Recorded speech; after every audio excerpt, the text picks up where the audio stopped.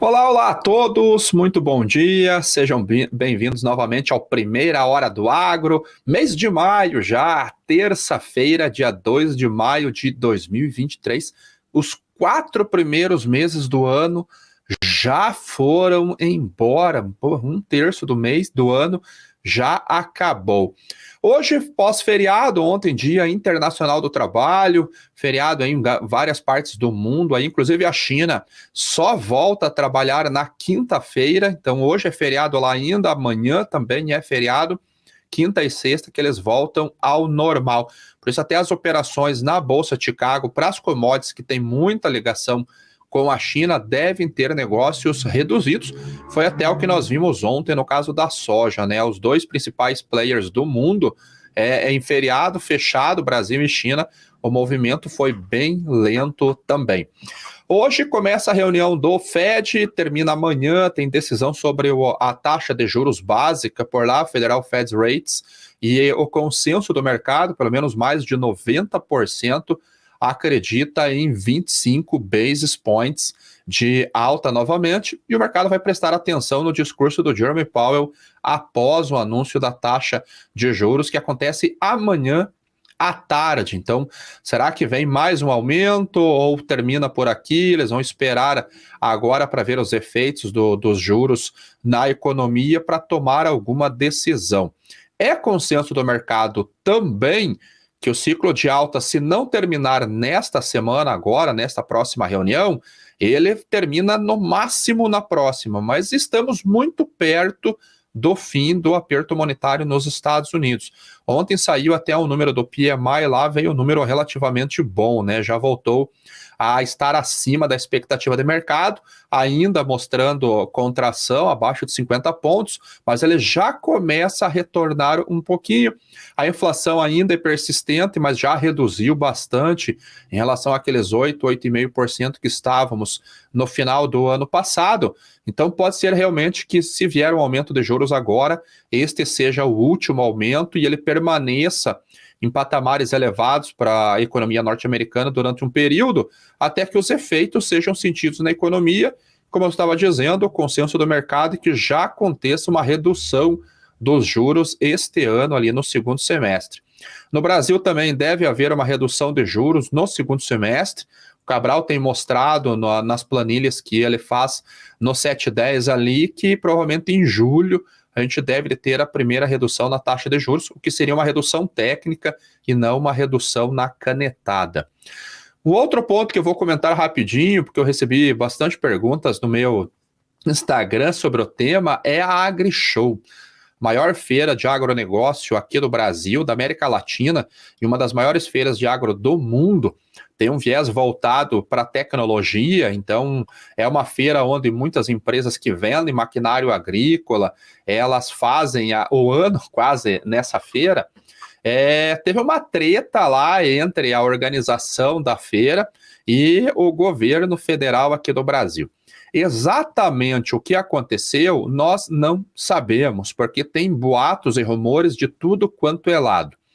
A informação que tem ganho mais força é que um dos presidentes de honra da AgriShow, a diretoria da AgriShow é composta por 5 entidades, esse presidente de honra teria conversado com o ministro da Agricultura aqui, o Carlos Fávaro, para ele ir no segundo dia, porque na abertura da feira de ontem, que teria sido ontem, o Tarcísio, o governador de São Paulo, iria fazer a solenidade de abertura e o ex-presidente Bolsonaro estaria junto com ele.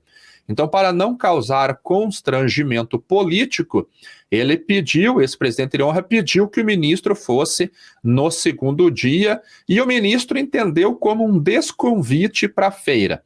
Então, o ministro falou que ele foi desconvidado para a feira e então ele não iria participar da AgriShow. Um outro ministro, Márcio França, foi no Twitter e disse que se a AgriShow não quer a participação do ministro da Agricultura, por que o governo estaria patrocinando a feira através do Banco do Brasil? E já no mesmo dia, o Banco do Brasil anunciou que estava retirando o patrocínio da feira e não iria participar. E ontem, ou antes de ontem, até foi anunciado que não haveria solenidade de abertura. Saiu uma matéria no Valor Econômico dizendo que não haveria essa solenidade de abertura. Eu fiz um comentário no Twitter que, no meu entender, por ego de políticos, todo mundo perde, né? Porque o Banco do Brasil, ele é, apesar do governo ser o acionista majoritário, ele é uma empresa de capital misto, possui acionistas, é o maior banco que atua no agronegócio, tem uma carteira do agronegócio gigantesca lá, e havia uma expectativa de negócios acima de 1,5 bilhão de reais. Então, o Banco do Brasil perde por não estar participando da feira. Os produtores rurais, os players do agronegócio que vão visitar a feira para fazerem negócios, também perdem, porque por mais que os negócios possam acontecer ainda com o Banco do Brasil, devem acontecer com o Banco do Brasil ainda, você perde volume de negócios do banco na feira, porque aí você abre espaço para outros concorrentes. O próprio Santander anunciou que vai participar da feira e espera negócios bilionários também. Bradesco está na feira, Sicredi, Sicobi, ou seja, todos os bancos que têm alguma ligação com o agronegócio vão estar na feira e, claro, que vão fazer suas ações de marketing para capturar esse cliente, esse provável cliente. Então, o produtor também perde, porque a principal entidade não vai estar, o banco perde também, porque não vai estar, e a feira também perde, que perdeu um dos principais patrocinadores na feira, que é o Banco do Brasil. Ou seja, nenhum ponto técnico foi avaliado. Foi simplesmente uma disputa de egos ali, de quero fazer abertura, não quero fazer abertura, não quero que você faça, porque o outro vai fazer.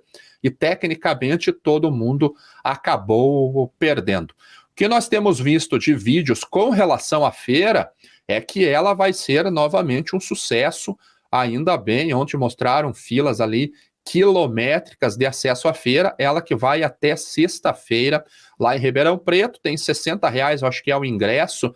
Se você está na região, próximo da região, vale muito a pena você visitar a feira realmente, porque ela é gigantesca. Esse ano, infelizmente, eu não vou estar. Viajei semana passada, semana que vem estou voltando para o Mato Grosso, para Sinop, então não vou poder ir na feira. Agora vamos para o mercado, porque hoje já não é feriado aqui no Brasil, a gente vai ter movimentos na B3 também, e Chicago ontem já trabalhou. A Bolsa de Chicago estava aberta, a Bolsa de Nova York estava aberta, e hoje a gente deve ter um pouquinho mais de fluxo devido ao Brasil entrar no jogo. Começando pelo petróleo, o petróleo caindo, ontem ele também caiu, né? Caiu um pouquinho ontem, caiu um pouquinho, está caindo um pouquinho nesse momento, mas o mercado ele trabalha agora na expectativa entre uma possível e provável elevação da taxa básica de juros norte-americano e também por a China estar parada. Então, nessa semana, a gente deve ficar entre esses dois pontos, pelo menos até quarta-feira à tarde. Então, na quinta-feira, a gente deve ter um movimento normal. Ó, que legal aqui, ó, Santíssimo de Jesus, bebê está na feira. Pô, ótima notícia. Pelo menos não tiraram o banco da feira. Mas o patrocínio, até onde eu fiquei sabendo, eles retiraram, infelizmente. Então, com um baixo volume de negócios devido ao feriado na China e o mercado financeiro aguardando a decisão do Fed, as cotações elas trabalham em baixa. Muita incerteza ainda com relação a esse ponto do consumo da demanda por petróleo. Eu ainda tenho uma visão altista para a commodity devido à sazonalidade e aos baixos estoques da gasolina, que é a commodity que tende a puxar as cotações do petróleo agora, mas esse movimento começa esse mês. Então, acho que na segunda quinzena de maio e principalmente na segunda quinzena de junho é quando nós veremos algum movimento, se ele vier naturalmente, mais expressivo de alta. Mas, como eu disse, não vejo nem próximo de $100 o barril, que foi o que ele atingiu no dia 25 de fevereiro de 2022. Não acho que há nenhum fundamento que possa elevar as cotações para os patamares de $100 o barril. Mas, possivelmente, Eu acredito que por volta de $85 o barril é uma cotação viável, uma cotação possível, mas dependemos desses movimentos a partir da segunda quinzena agora de maio, mas principalmente na segunda quinzena de junho, porque dia 4 de julho, feriado da Independência nos Estados Unidos, é o pico do consumo de gasolina lá no país. Então, esse é o fato que pode puxar as cotações do petróleo. Por um lado, se ele continuar nesses patamares mais baixos, ou até mesmo, quem sabe, cair um pouquinho, o que eu também acho pouco difícil nesse momento, a inflação global reduz. Se a inflação global reduz, você precisa de um aperto monetário menor, porque o petróleo é o produto mais inflacionário que pode existir como produto físico, é o petróleo, porque além dos derivados, ele está associado à cadeia de logística, né, ao transporte de mercadorias. Então, quem sabe, eu que não sou muito crente numa recessão ainda, eu ainda tenho dúvidas, vocês sabem disso, tenho falado disso desde o ano passado, eu tenho dúvidas com relação a essa recessão, se ela vem, e se ela vier, qual que vai ser a intensidade. Eu não acredito numa recessão muito forte. Talvez, quem sabe, se o petróleo ficar nesses patamares ou ceder um pouquinho, a inflação começar a ceder, os Estados Unidos consiga fazer o que eles querem de soft landing. Não sou especialista, aí peço que vocês sigam e quem é especialista, Cabral, Motinha ou Urrich, que são os caras que entendem muito mais dessa parte do que eu. Mas eu ainda continuo um pouquinho cético com relação a uma recessão muito forte. Eu acho que se vier aquela recessão técnicazinha lá, mas não sei. Não sei. Vamos pular para o que eu entendo um pouquinho, que são as commodities. Café hoje caindo 0,5%, ele está vindo de 4 sessões consecutivas de queda, o que seria sazonalmente normal também, porque estamos numa sazonalidade se aproximando da colheita, que começa a ganhar intensidade agora nesse mês de maio. Então você começa a colher, você aumenta a oferta, é natural que os preços acabem caindo. Na ponta da demanda, há essas preocupações com relação à desaceleração econômica. O que nós não vemos ainda que teria força para derrubar o consumo de uma maneira a afetar mais drasticamente os preços é o crescimento do desemprego. Porque se você está trabalhando e grande parte do consumo do café ele é feito em escritório, as pessoas que estão trabalhando em escritórios, elas tomam muito mais café do que quem está em casa. Talvez eu seja uma exceção. Então, o desemprego ainda está muito baixo para ter uma queda no consumo do café.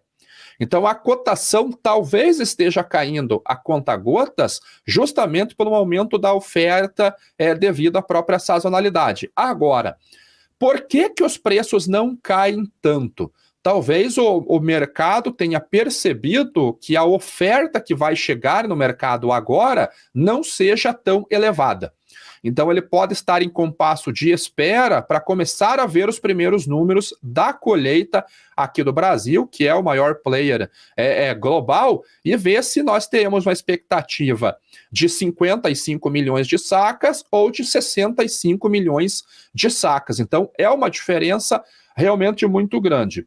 Hoje, para quem é assinante nosso do Commodities em Foco, eu postei as posições de fundos que o CFTC divulgou na semana passada.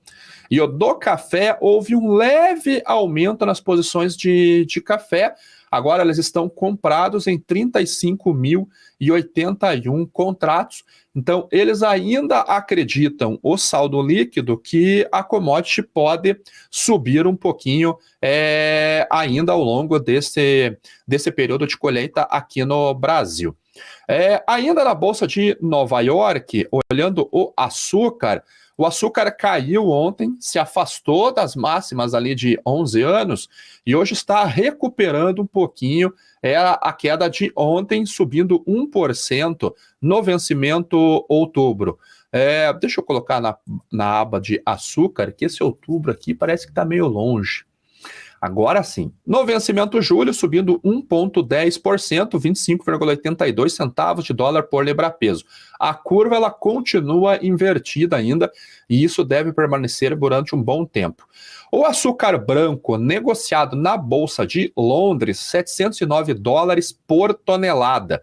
Como o açúcar branco está caindo e o açúcar bruto está subindo, o prêmio de branco vai estar em queda hoje e no vencimento julho, $140 por tonelada, ele apresentou essa queda. Mesmo assim, é uma margem muito boa, e isso pode continuar adicionando demanda para o açúcar bruto lá na Bolsa de Nova York, contrato número 11.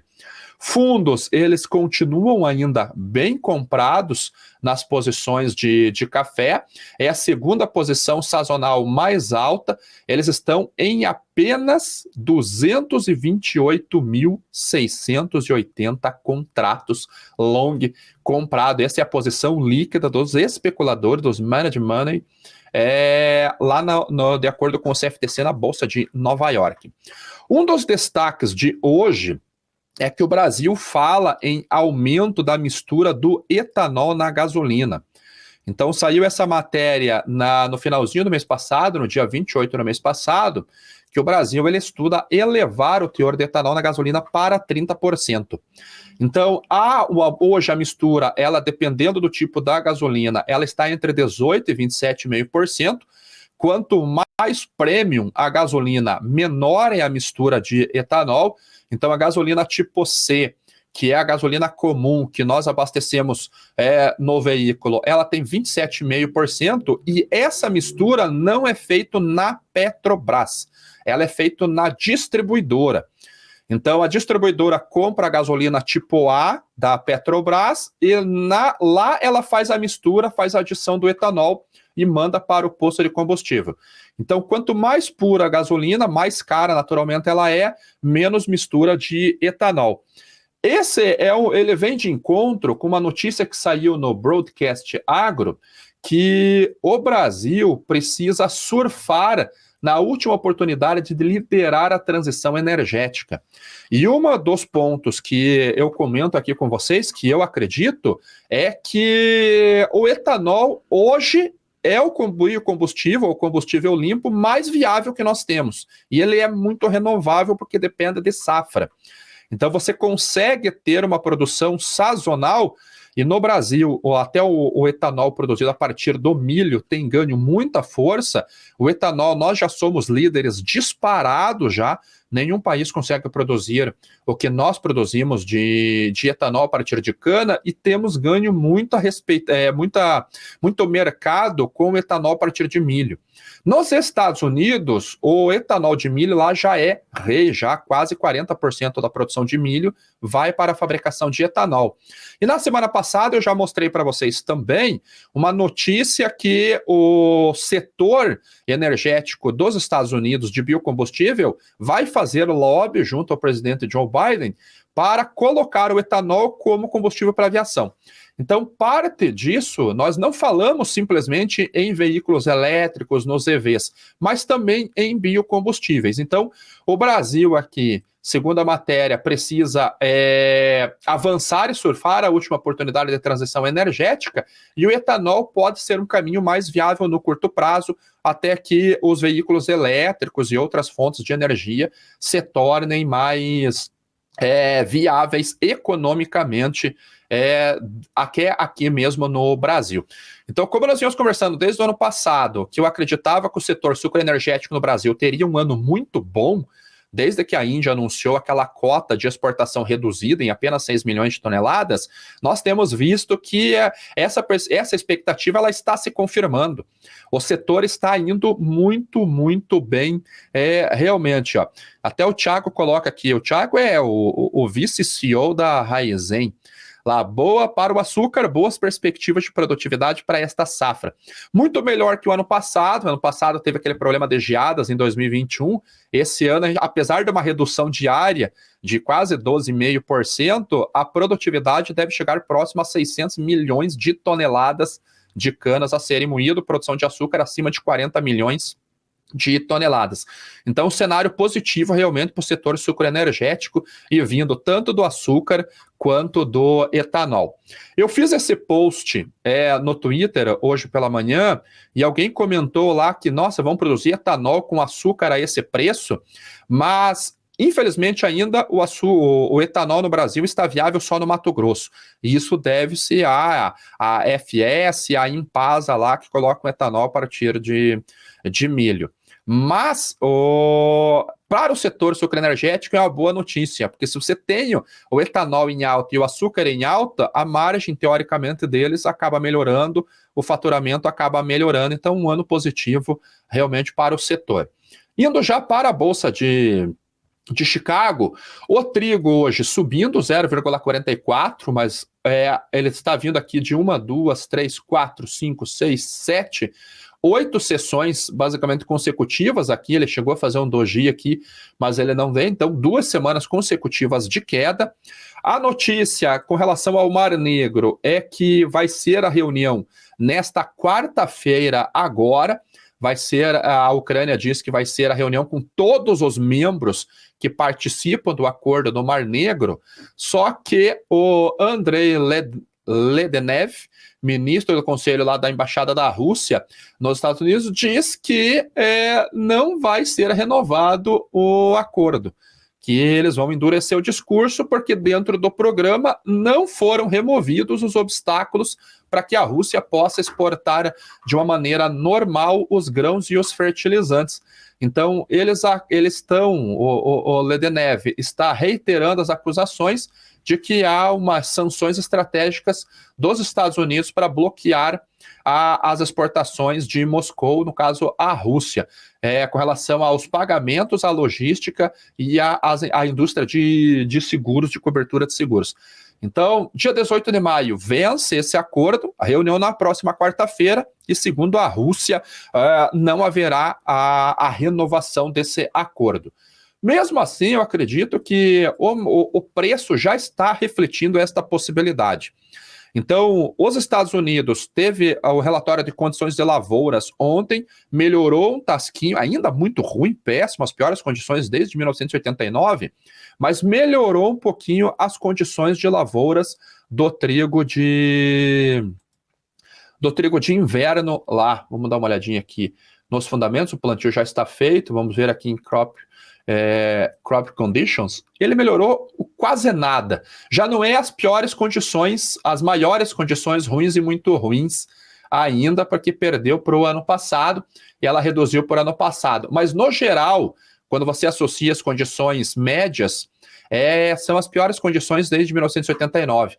Então o mercado tem uma melhora leve na produção norte-americana do trigo de inverno. Estão ocorrendo chuvas em regiões produtoras que aumentam a expectativa de melhora. Canadá vai ampliar a área, daqui a pouquinho o Canadá também vai colher, daqui a pouquinho a Argentina vai plantar, a Austrália vai plantar, a Europa vai colher. Então, há uma oferta chegando no mercado, a Rússia consegue seguir exportando ainda o trigo muito barato lá na Rússia, nesse momento. Então há essa pressão de baixa no trigo lá na Bolsa de Chicago. Indo para o milho operando hoje com uma leve alta. Esse pavio aqui, professor Edu Becker, aqui, o vovô garoto, que é ultra especialista em análise técnica, análise gráfica, tem que seguir ele. Esse pavio aqui me mostra que há uma resistência por parte de compradores, um suporte por parte de compradores aqui. Talvez a gente tenha o primeiro grande suporte na Bolsa de Chicago nesse patamar de 15,80, que coincide com esse fundo aqui de julho de 2022, do ano passado.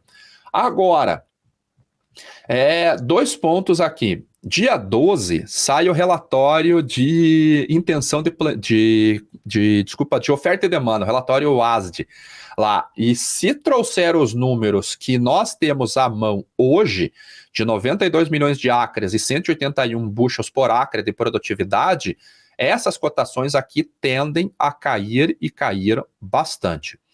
O outro ponto é o programa de exportação norte-americano, e nós temos que acompanhar agora tanto as vendas semanais, porque precisam vir vendas acima de 400 mil toneladas por semana para concluir as 46,99 milhões projetadas pelo USDA, e temos que acompanhar as inspeções para exportação, que tem de ficar acima de 1,3 milhão de toneladas por semana, para que o número seja concluído até o dia 31 de agosto.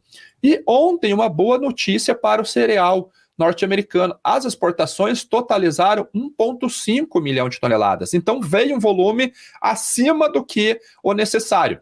O problema é que na semana anterior veio apenas 913 mil toneladas. Só que será que estão retomando as exportações, os embarques estão sendo retomados lá? Na semana passada nós tivemos cancelamentos para o milho, porque o milho brasileiro está mais barato. Acreditamos que a China fez o washout de milho nos Estados Unidos para recomprar aqui no Brasil. E hoje a proteína do milho está mais cara do que a proteína do trigo. Então isso é fator baixista para ambas as commodities. Ambas as commodities, uma vai acabar puxando ou empurrando a outra para baixo. Soja rapidamente, óleo subindo 1,4%, até apoiado na alta do óleo de palma, que depois de 6 quedas consecutivas, ela registrou uma alta hoje acima de 2%. Farelo subindo 0,74% e o grão buscando a recuperação técnica já. Temos aqui 3 sessões consecutivas de alta para o grão, uma alta bem expressiva já, 14,39 agora. Dia 12 também sai relatório. Inspeções para exportação de soja na tampa com o necessário para embarcar o que falta. Ainda nos Estados Unidos, 401 mil toneladas, 374 foi na semana passada, mas isso se deve também ao grão barato aqui no Brasil, Argentina comprando aqui, Estados Unidos comprando aqui, China comprando aqui, Europa comprando aqui. O Brasil acabou vindo como um fornecedor ali, suprindo o déficit de soja deixado lá nos Estados Unidos devido a um balanço muito apertado. Isso está acontecendo com várias outras commodities também, como o açúcar, o próprio café, soja e o milho. Apesar de ter um balanço confortável nos Estados Unidos, o Brasil está muito barato, trazendo demanda para cá. Então eu acho que esse foi o primeira hora do agro de hoje. Vamos dar o like, pessoal, por favor, é a maneira que existe alguma relevância no conteúdo. Eu acho que não há nenhuma pergunta ainda aqui nem na BMC. Então é isso, voltamos amanhã no Primeira Hora do Agro. Todos tenham um ótimo dia e uma ótima semana. Tchau.